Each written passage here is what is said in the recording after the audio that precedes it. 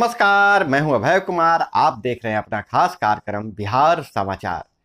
बिहार समाचार में खबरें बिहार की, बातें बिहार की, देश दुनिया की तमाम खबरें जिसे आपको जानना जरूरी है। बिहार समाचार में हम खबर लेते हैं सत्ता के गलियारों से, पंचायत के गलियों से और गांव के चौपालों से, जो कहीं न कहीं आपके जीवन को प्रभावित करता है। तो बिहार समाचार में हम पहली खबर ले रहे हैं बिहार में शिक्षक बहाली के हवाले से। खबर है शिक्षक भर्ती, नियोजित शिक्षकों नए अभ्यर्थियों के एक साथ होगी परीक्षा। 1,70,000 शिक्षकों की वैकेंसी इसी सप्ताह में आ जाएगी और परीक्षा जो है अगस्त में होगा। रिजल्ट नवंबर में। नियोजित शिक्षकों को मिलेगी उम्र में छूट। और अब आपको बता दें कि प्राथमिक, माध्यमिक और उच्च माध्यमिक शिक्षकों की परीक्षा अलग अलग तिथि में होगी।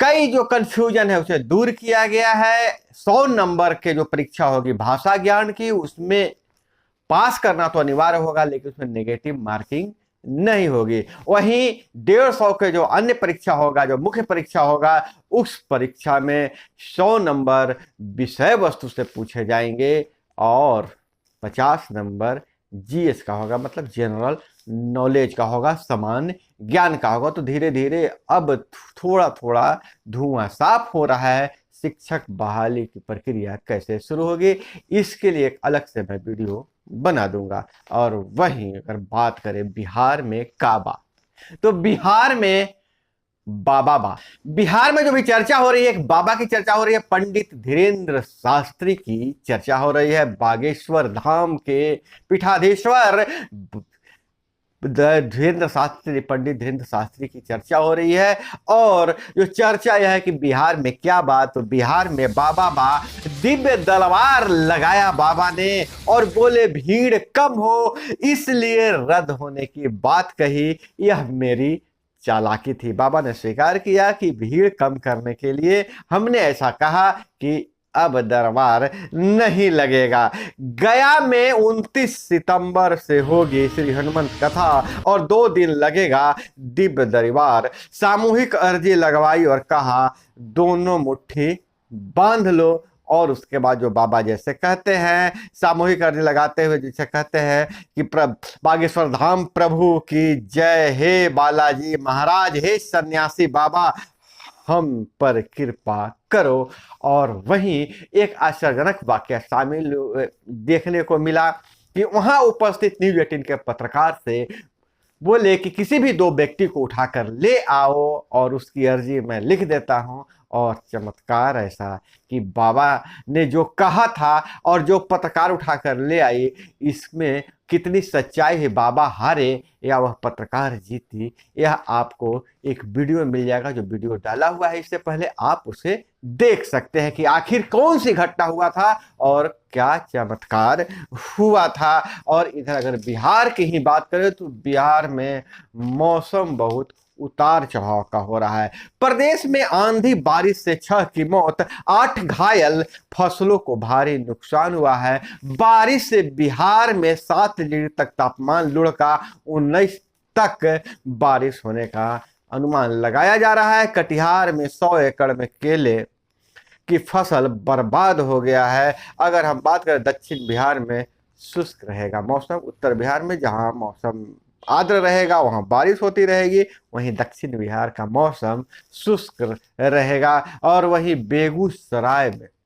कभी कभी जो है, जो पुलिस के बारे में नेगेटिव जो बना हुआ है हमारे मन में, कभी कभी बहुत पॉजिटिव भी पुलिस काम करती है। ज़्यादातर पॉजिटिव ही करती है, लेकिन नेगेटिव चीज़ों पर लोग ज़्यादा ध्यान देते हैं।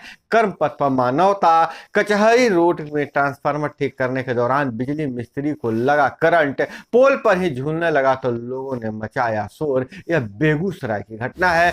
बेगूसराय में पुलिस की गाड़ी बनी एम्बुलेंस। तेघड़ा के डीएसपी खुद डॉक्टर, जो तेघड़ा के डीएसपी हैं, खुद डॉक्टर बने। उन्होंने सीपीआर देते हुए बिजली मिस्त्री को अस्पताल पहुंचाया। और मजे की बात यह है, अच्छी बात यह है, उस बिजली मिस्त्री की जान बच गई। तो इस पर कहा क्या कहते हैं डीएसपी ने कहा कि मैंने अपनी गाड़ी ट्रांसफार्मर के नीचे लगा दी, उसी की छत पर चढ़कर बेहोश बिजली मिस्त्री को उतारा और उसे सीपीआर देते हुए अस्पताल ले गया और जान उनकी बच गई। और वहीं अगर बात करें पटना विश्वविद्यालय में पीएचडी एंट्रेंस एक टेस्ट का रिजल्ट जारी, उसमें 3,845 में से 1,277 परीक्षार्थी पास हुए हैं। अब वाणिज्य महाविद्यालय के टैली कोर्स में जुड़ेगी जीएसटी ईआरपी की पढ़ाई। नए सत्र की शुरुआत, कोर्स स्ट्रक्चर बदलेगा, एड ऑन कोर्स के रूप में पढ़ाया जाएगा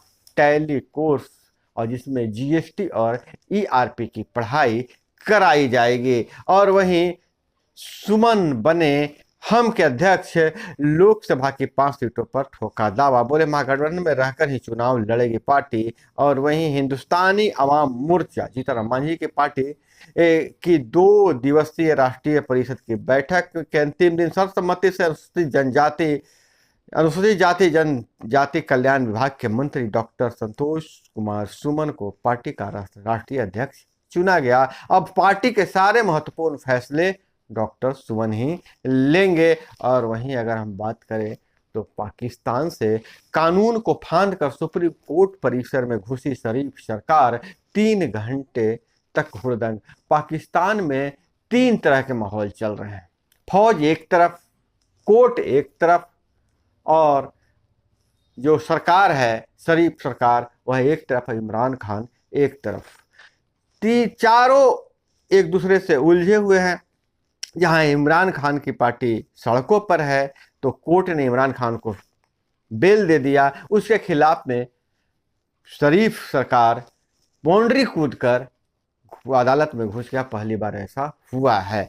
और वहीं फौज जो है इमरान खान पर आर्मी रूल के तहत मुकदमा दर्ज करने का प्रयास कर रहा है, दर्ज करने की बात हो रही है। अगर यह मुकदमा दर्ज होता है तो इसमें सजा जो होती है सजाए मौत या फिर उम्र कैद की होती है। तो इमरान खान और उनकी पत्नी की मुश्किलें बढ़ने वाली है। और हम आपको बता दें कि इमरान खान की पार्टी के समर्थक 7,000 समर्थक गिरफ्तार भी किए जा चुके हैं, उन पर भी आर्मी एक्ट के तहत मुकदमा दर्ज किया जा सकता है। और वहीं नीतीश पवार के बाद अब ममता बोली, जहां कांग्रेस मजबूत वहां हम साथ देंगे। कर्नाटक चुनाव में मिली जीत से विपक्षी एकता के केंद्र में कांग्रेस आ गया है। अब तीसरा मोर्चा की बात नहीं के बराबर हो रही है, यह भाजपा भी साफ कर दिया है। कर्नाटक चुनाव से साफ हो गया है कि अब न सेकंड फ्रंट बनेगा न थर्ड फ्रंट बनेगा। भाजपा में शामिल हुए सैकड़ों नेता कार्यकर्ता नेता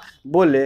लोक जनशक्ति पार्टी के नेता डॉक्टर मृणाल शेखर और चर्चित महिला नेत्री रानी चौबे, रेखा शर्मा, संध्या मिश्रा, युवा जदयू के विशाल गौरव, राहुल रंजन सहित सैकड़ों लोगों ने सोमवार को भाजपा के प्रदेश कार्यालय में आयोजित मिलन समारोह में पार्टी की सदस्यता ग्रहण किया है। और वहीं अब नेताओं ने कहा है कि अब साफ हो गया है, भाजपा नेताओं ने, कि अब कोई दूसरा और तीसरा फ्रंट नहीं होगा। और वहीं पूर्णिया से खबर आ रही है, शनिवार की रात निर्माणाधीन पुल ध्वस्त हो गया। डीएम ने दिया था जांच के आदेश।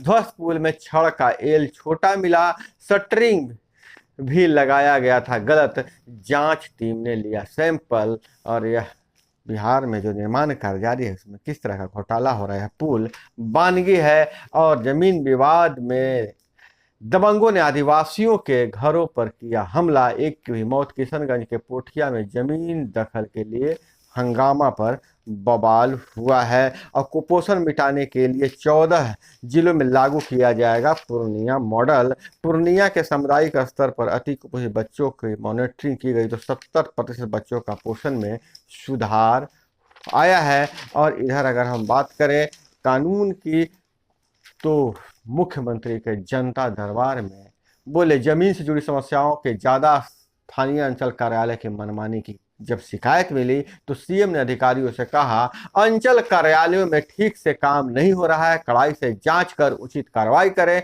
83 लोगों की समस्याएं सुनी, दिए समाधान के निर्देश। और जेपी गंगा पथ से बचे हुए कार्य को जल्द पूरा करने का दिया आदेश।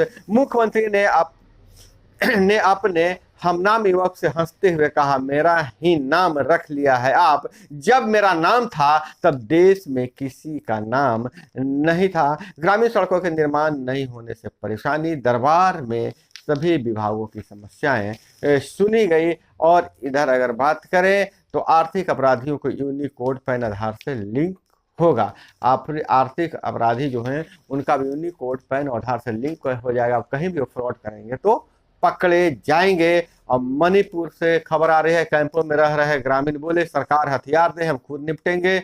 मैतई बोले एनसीआर लागू करे। 12 दिनों के बाद हिंसा नहीं थमी। उग्रवादियों ने 10 मकान और 3 ट्रक जला दिए हैं। और वहीं कर्नाटक में जो कासर जीएसटी टैक्स सुधार पैनल से मुंबई गए, अब कांग्रेस से होगा शामिल। और पटियाला गुरुद्वारा परिसर में शराब पी रही महिला को गोली से उड़ा दिया गया है। तो यह थी वो तमाम खबरें जिसे आपको जानना जरूरी था। इसी तरह से खबरों के लिए जुड़े रहिए हमारे साथ। मिलते हैं अगले वीडियो में। जय हिंद, वंदे मातरम।